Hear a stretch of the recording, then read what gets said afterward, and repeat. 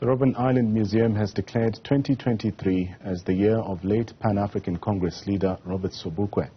The 3rd of May marks 60 years since he was banished as a political prisoner without a fair trial. Newzroom Afrika's Nasiphi found this report. The Robben Island Museum has called for the preservation of Robert Sobukwe's legacy for future generations. So for 6 years, he was banished without trial to this place.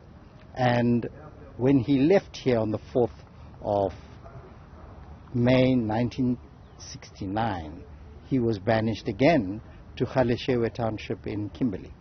So a very significant figure that was critical in the history of our country and was feared by the apartheid state. We would be remiss in not recognizing his singular contributions. Sobukwe's daughter, Nomfundo, says her father was a selfless man who led from the front. I am always astonished and thrilled by his remarkable resilience and determination. Like he had a foresight, like a prophet.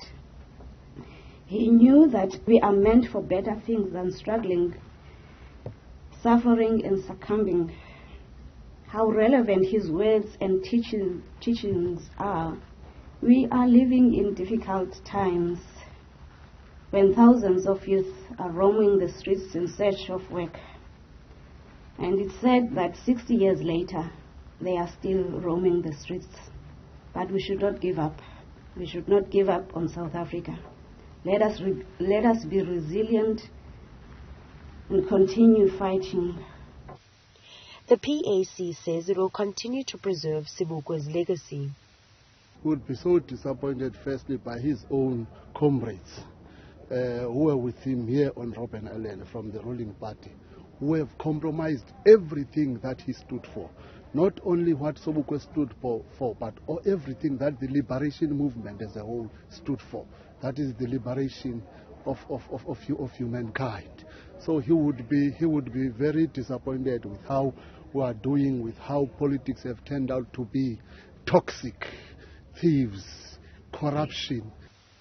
Sobukwe and others imprisoned on the island have been praised for contributing to the liberation of all.